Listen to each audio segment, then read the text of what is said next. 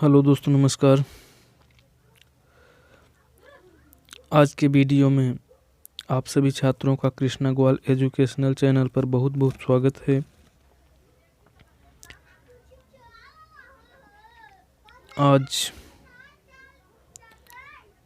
आज हम आप लोगों के लिए एक वीडियो लेकर आए हैं जिसमें ये बताने जा रहे हैं कि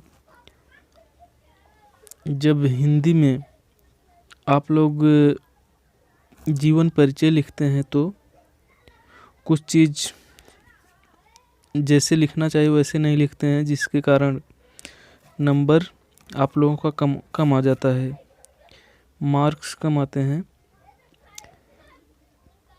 इसी की सुधार करने के लिए इस वीडियो में हम बताएंगे कि कैसे हम जीवन परिचय लिखें जिससे अधिकतम अंक अर्जित हो सके। तो दोस्तों, इस वीडियो को आप लोग देखते रहिए। तो जैसे मान लीजिए तुलसीदास का जीवन परिचय अगर लिखना है तो सबसे पहले जैसे मान लीजिए चौथा प्रश्न है जीवन परिचय, तो सबसे पहले प्रश्नोत्तर डालने के बाद प्रश्नोत्तर 4 डालेंगे। इसके बाद जीवन परिचय में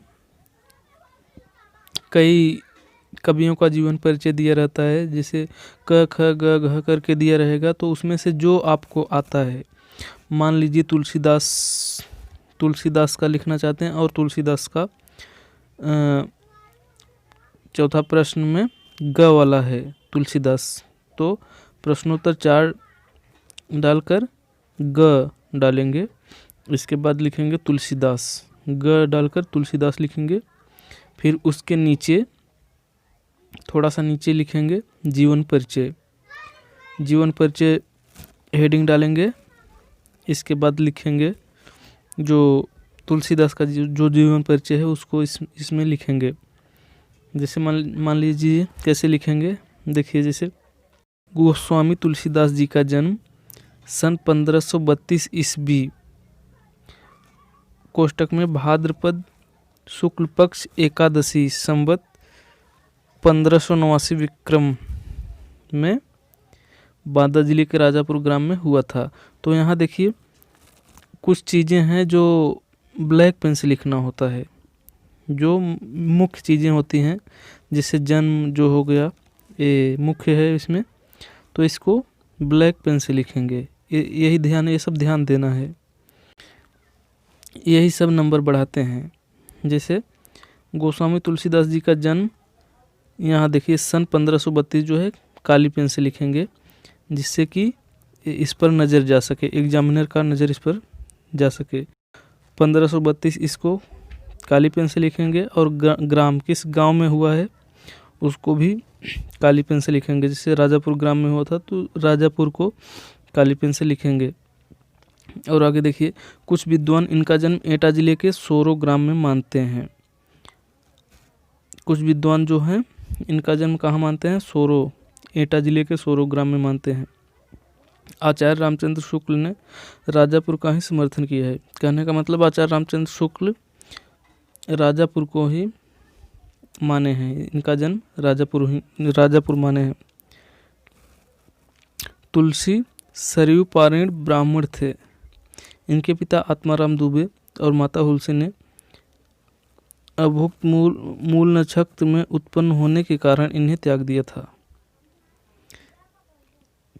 इनका बचपन अनेक आपदाओं के बीच व्यतीत हुआ। सौभाग्य से इनको बाबा नरहरि दास जैसे गुरु का वरदान प्राप्त हो गया। कहने का मतलब इनके गुरु का नाम था नरहरि दास। इन्हीं की कृपा से इनको शास्त्रों का अध्ययन अनुशीलन का अवसर मिला। तुलसी का विवाह दीनबंधु पाठक की सुंदर और विदुषी कन्या रत्नावली से हुआ था। विदुषी का मतलब विद्वान जो लिखते हैं, पुल्लिंग के लिए विद्वान लिखते हैं और स्त्रीलिंग अगर है तो विदुषी, उसी को विद्वान का स्त्रीलिंग के लिए विदुषी लिखा जाता है। तो तुलसी का विवाह दीनबंधु पाठक की सुंदर और विदुषी कन्या रत्नावली से हुआ था। इन्हें अपनी पत्नी से अत्यधिक प्रेम था। एक बार पत्नी द्वारा बिना कहे मायके चले जाने पर अर्धरात्रि में आंधी तूफान का सामना करते हुए ये अपनी ससुराल जा पहुँचे। इस पर पत्नी ने फटकारा इनको। तो ये जो दोहा लिखा गया है, इनके जीवन परिचय में जो दोहा आता है ये बहुत महत्वपूर्ण होता है नंबर को बढ़ाने में। इसको ज़रूर से ज़रूर लिखेंगे आप लोग, इसको नहीं छोड़ेंगे। अगर इसको छोड़ देंगे तो तभी नंबर कटता है। ये जो दोहा आता है इसको ज़रूर लिखेंगे, तो इससे आपका ये जीवन परिचय और सुंदर हो जाता है और अच्छा बन जाता है, और नंबर यही सब बढ़ाते हैं नंबर इसमें। तो पत्नी ने धिक्कारा, तो जो दोहा है इनके विषय में देख लिए, यही है दोहा। अस्थ चर्म में देह मन मम तामे ऐसी प्रीत, तैसी जो श्री राम मह होत न तो भवभीत। तो इस दोहे को ज़रूर से ज़रूर आप लोग लिखेंगे। और मतलब जीवन परिचय में जितने दोहे हैं उसको नहीं छोड़ना है, उसको कोशिश करिए, ज़रूर लिखिए, इससे नंबर बढ़ते हैं। और क्या क्या लिखना है जीवन परिचय में आगे देखिए। अपनी पत्नी की फटकार से तुलसी को वैराग्य हो गया। अनेक तीर्थों का भ्रमण करते हुए ये राम के पवित्र चरित्र का गायन करने लगे।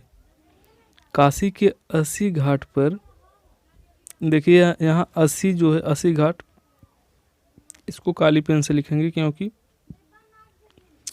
इसको दिखाना है, मतलब ये इस पर नज़र, काली पेन से लिखेंगे तो इस पर नज़र, एग्जामिनर की नज़र इस पर जाएगी। तो काशी के 80 घाट पर सन 1623 ईस्वी में इनकी जीवन लीला समाप्त हो गई। क्योंकि मृत्यु है ना, मृत्यु और जन्म में, इसको काली पेन से लिखेंगे जिससे कि इस पर नज़र पहुंच सके। इनकी जीवन लीला समाप्त हो गई। इनकी मृत्यु के संबंध में निम्नलिखित दोहा है। तुलसीदास का अगर जीवन परिचय लिख रहे हैं तो इस दोहे को नहीं छोड़ेंगे क्योंकि ये बहुत प्रसिद्ध दोहा है इनकी मृत्यु के विषय में। तो देख लीजिए कौन सा दोहा है। संवत 1680, 80 गंग के तीर, श्रावण शुक्ला सप्तमी, तुलसी तजियो शरीर।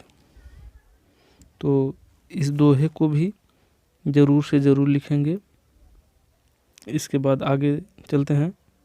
जीवन परिचय लिखने के बाद इसी में कृतियाँ ज़रूर लिखेंगे। कृति, उनकी कृति मतलब रचनाएं होती हैं, कृतियाँ भी लिखेंगे क्योंकि जीवन परिचय में सब पूरा लिखने के बाद ही जो नंबर रहता है पूरा नंबर मिलता है।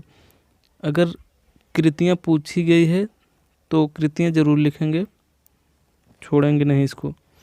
तो कृतियाँ काली पेन से हेडिंग डालकर लिखेंगे। तुलसीदास द्वारा रचित 12 ग्रंथ प्रमाणित माने जाते हैं जिनमें श्री रामचरित मानस प्रमुख है।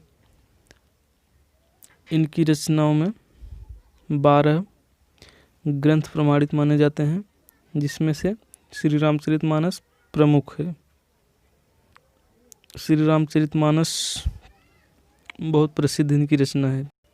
देख लीजिए जहाँ जहाँ काली पेन से लिखा गया है, मतलब मुख्य चीज़ें जो हैं, मुख्य चीज़ों को आप लोग काली पेन से ही लिखेंगे। तो देख लीजिए इनकी रचनाएं कौन कौन सी हैं।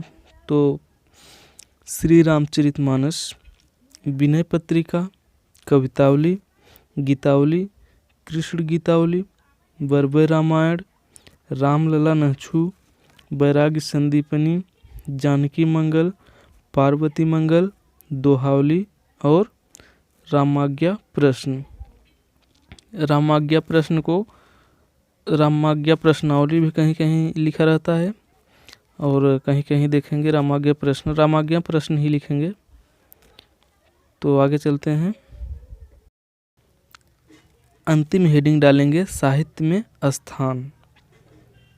साहित्य में स्थान हेडिंग डालने के बाद वही इसमें लिखा जाता है, मतलब साहित्य में ये क्या क्या लिखे हैं, मतलब क्या क्या चीज़ ये किए हैं। साहित्य में क्या योगदान इनका रहा है साहित्य में स्थान में, वही लिखते हैं। तो साहित्य में स्थान हेडिंग डालने के बाद लिखेंगे गोस्वामी तुलसीदास हिंदी साहित्य के सर्वश्रेष्ठ कवि हैं।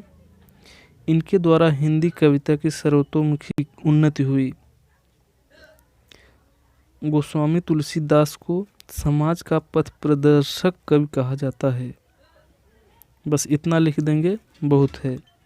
और कोशिश करेंगे कि जीवन परिचय जब लिखेंगे तो कोशिश करेंगे कि इसमें फालतू चीज़ें न लिखें, जो आवश्यक हैं उसी को लिखें।